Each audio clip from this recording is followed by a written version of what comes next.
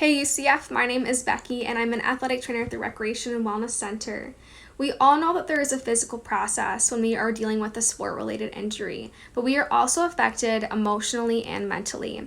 Today I'll be going into some of the psychological effects that result from the injury repair process and some tips on how to stay optimistic and healthy.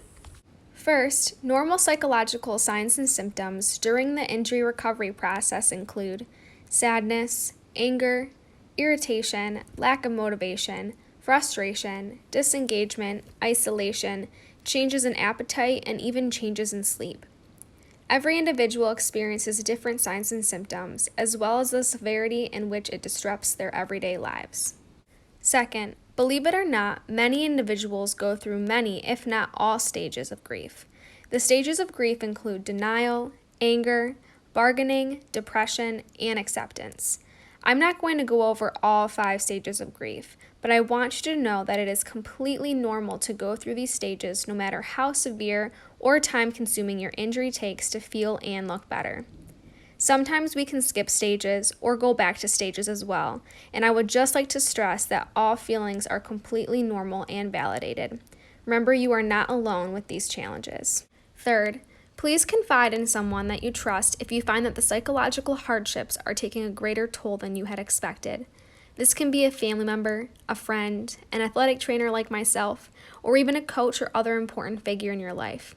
Having a strong support system will keep your motivation high, and they will be there for you when you need them most. However, it is also okay to seek outside guidance and help when things seem to get worse or unbearable. Now, here are a few tips from me personally that I want to share with you on how to stay healthy and motivated during your recovery process. My first tip, if possible, is to focus on improving other muscle groups while you are still resting your injured area. If you have a lower body injury, try focusing on strengthening your upper body. If it's the upper body that's injured, then focus on your legs and core.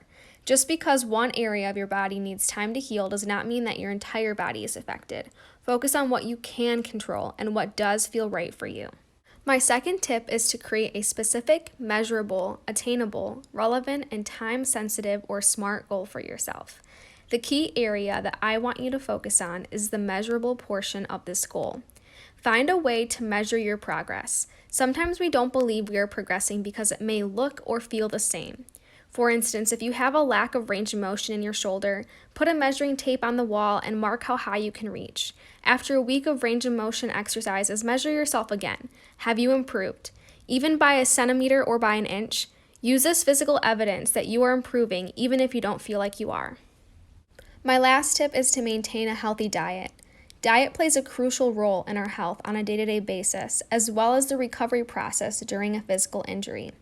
Fill your diet with nutrient-dense whole foods and drink plenty of fluids to enhance the injury repair process even further.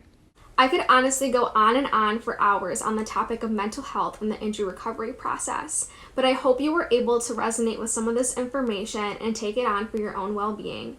If you have any questions or concerns, please let us know, and until then, have a great day and go Knights!